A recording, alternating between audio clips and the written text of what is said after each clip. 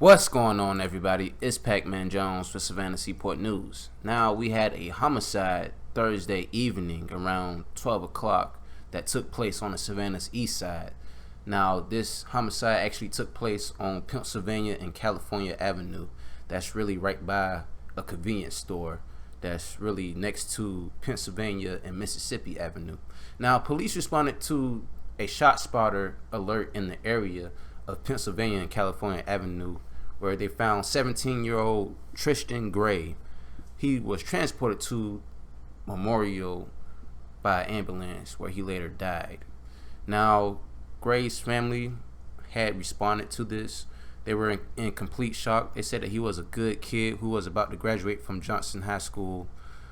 He wanted to go to Mercer University like others in his family and become an anesthesiologist. We spoke to his sister on Friday, who says her brother was fun, liked to joke around and go to school and work. It also was said about him was that he's fun and outgoing, just always wanted to make everybody laugh and have a good time. That's Tristan all day. I want justice to be served. He didn't deserve this at all, and I hope this person comes forward and reveals themselves, because justice really needs to be served, said a real Curtis. Now, there's no suspect at this time. There's no official suspect, but if there is a suspect later down on the line, I'll let y'all know. Now, let's just talk about a little bit more information that I got online. Not necessarily about Tristan, but more so about maybe the people that he was associated with. Now, when I was looking up pictures for the homicide victim, like how I always do, I always search up my name, usually on Facebook or Twitter or wherever, and search up the name, and you can find posts of people who talk about the murder already. Now, there's this one young guy in particular, not even going to say his name, not even going to leak his online address, but what I was getting from that guy's Facebook was that guy, not Tristan, but the guy himself, was in the blood gang, and this guy looked like he wasn't even past 11th grade, and I'm not saying that Tristan was in the blood gang. I don't know that information. Probably, I would say it was a 50-50 chance of him being in the gang or not, but what I could say is that there's a reason why he was shot. People don't get shot like that for no reason. I mean, how I'm hearing the story, he was the target. There was nobody else around him or anything that would make him a chance of innocent bystander. He was the target. So I'm not saying that he was in the gang himself, but I will say that he was affiliated with some people who were in the streets. Now, I could go a little bit further, but I'm not even going to do that. I'm not going to speculate anymore. I mean, I'm already speculating as it is. But I just want to show y'all that people who have kids who are 15, who have kids and they're like 15, 16, 17, you got to look over them all day and really see what they're really up to.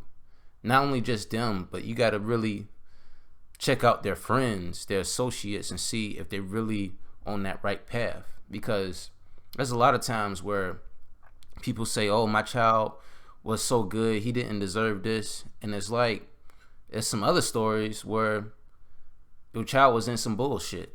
Now, was he in some bullshit? I don't know. I'm not even going to go that far. If I get any other information about this case, I'll let y'all know. But man, please, y'all gotta really look over the youth, man. I mean, he was a kid, he wasn't an adult really to me in my eyes. This was a kid that died, a 17-year-old. So rest in peace to the young brother. Hopefully I'll do an update for this real soon, because hopefully they'll catch the person who killed Tristan. So rest in peace to this young dude.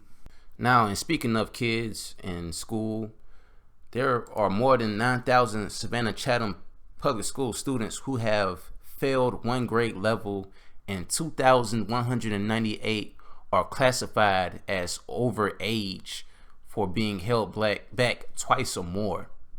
Now, some 80% of those overage students are economically disadvantaged, and about 64% are male, and 75% of those are black.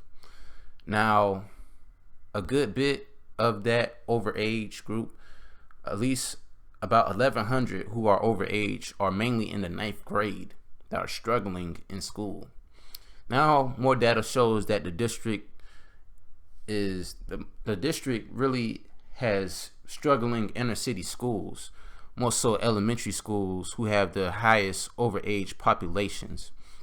Haven and East Broad schools has the largest elementary overage population of overage students, and they make up about 7 to 6% of their enrollment. Now, I'm gonna actually show you all the numbers of the students who are left back from individual schools, also the demographics for these schools as well. And there has been some things that are being worked on about this.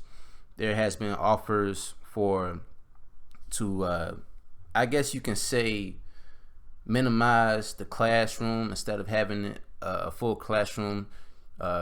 Not saying necessarily cut it in half, but I guess you can say have 2/3 of the whole classroom in one room and focus on that class, and put some of the other people in another class and focus on them as well. Because the less, I guess you can say, the less people in a class, the more you can focus on individual kids. Because I mean, you got to remember, there's only one teacher in the class, and there's probably at least 28 students. I believe one teacher only can have 28 students, if I can believe. If anybody that's a teacher who watches my video, get in the comment section and let me know how that actually works, how many students are equal to a teacher. I don't know the exact proportion of that. Now, Savannah High has 190 overage students. That makes up 24% of their schools, I guess you can say, population. And Groves has 178 overage students. That makes up 21% of the school's demographic. A middle school, well, some middle schools, you have 2 middle schools. Mercer has 77 overage students. That makes up 14% of the school. And Myers makes up 10% of the school with 82 total students. Now, there is some other schools on this list. I'll show y'all the whole list of schools. I'm not even going to really say all the schools' names. If you guys really watch my videos, you know that I dropped a video about the best schools in Chatham County. And pretty much, I mean, all of the schools that I talked about are on this list as far as overage students. I mean, when I was in school, it was a little bit different. I mean, I graduated in 2010, so I mean, it's been quite some time.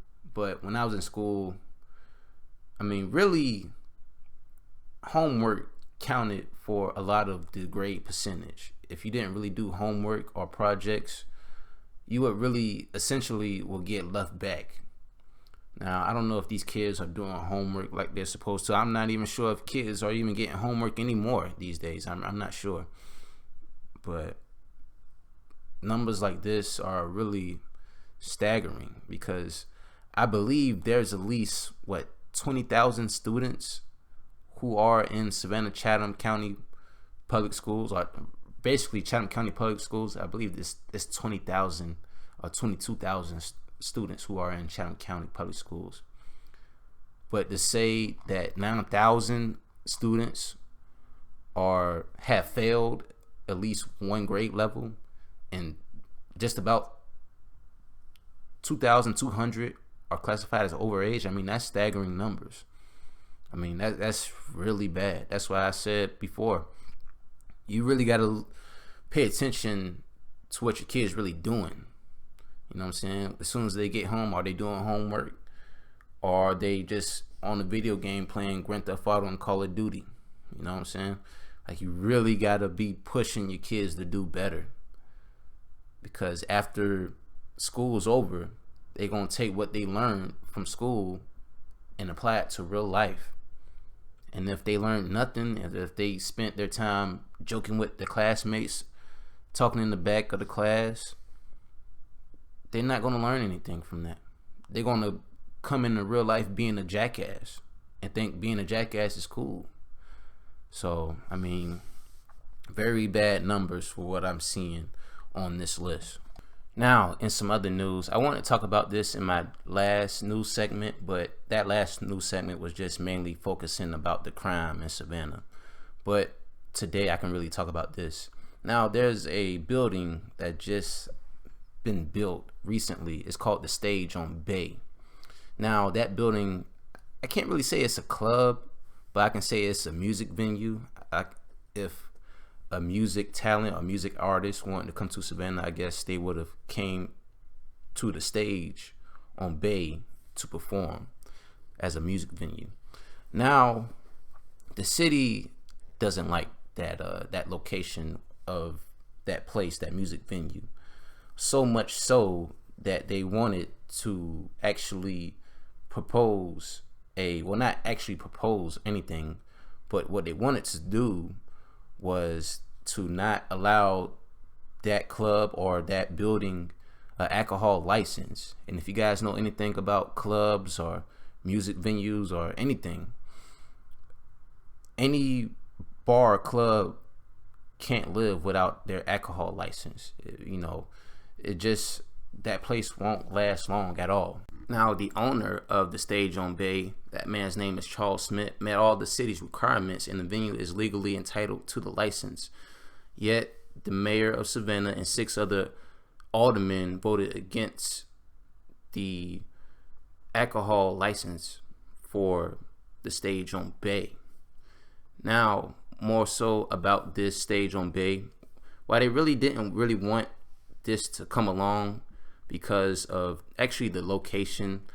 People were really, what they were really had problems with was parking locations, because this building, the Stage on Bay, can accommodate up to 1,000 people, and will lead to parking problems for the city. It also would lead to noise and public safety issues. So that's one of the main complaints, what they were saying. But this guy is prepared to sue. He's willing to sue the city for $6 million if he don't get his alcohol license by March the 2nd. And that's when the next meeting is for this particular situation for the Stage on Bay. They're going to have a meeting on March the 2nd. And if they still don't get the license past March the 2nd, they will sue the city of Savannah for more than $6 million. Now, if they get the license, okay, let's just say they get the license tomorrow. The business could still be saved, and the damages from the actual building would be not $6 million. It would go down from $6 million to $148,000. So that's what the city would pay instead. $148,000 instead of $6 million if they legalize the alcohol license for this guy before March the 2nd. So, me personally, I don't know if Savannah is willing to take a $6 million loss to the head just because a man had his whole business situated, and legally they can't say no to him. But what I want to understand is, why are they so in fear of him getting an alcohol license? I want to kind of answer that, kind of speculation, but I feel like they don't want to give him the license because you all know what happens after the party or after the club or after whatever happens. After that club is over, there's going to be some type of shootout or some type of fight, and Savannah really doesn't want that, because in my other videos, they want to attract more people to Savannah, more tourists. So if you get this place established and running, and he gets the alcohol license, and this leads, and after one party, a shootout breaks out, and it's a hip hop event. They're gonna want to try to close this guy down. And they also said in this article that if he does get this license, he's gonna be prepared to have protesting for your, like, every event that you're gonna have, every music event. There's gonna be a protest from the West Savannah, I guess, organization, something like that. But more so about the situation, I don't feel like Savannah would pay this guy $6 million. I mean, I just feel like they'll just give this guy this license because, I mean, he hasn't done anything wrong, and just paid this man $148,000 in damages and just move on. You know, picture this. Picture you suing me for $1,000, but we can settle it if I just give you $380 and we just walk away. You know, I'm gonna take the $380, even though I feel like I don't want to pay you shit, but I'll pay you $380. You know, just so I won't have to pay you $1,000. Now we gotta look at it at a bigger scale. You know, the city doesn't want to take. I'm pretty sure they don't want to take a $6 million loss to the head like that. But I'm done talking for right now, man. If you want to reach out to me, make sure you follow me on Twitter at Savannah Seaport News, and like my Facebook page, Savannah Seaport News. I have those links in the description as well. But that's all for right now. It's Pac-Man Jones with Savannah Seaport News, and stay blessed.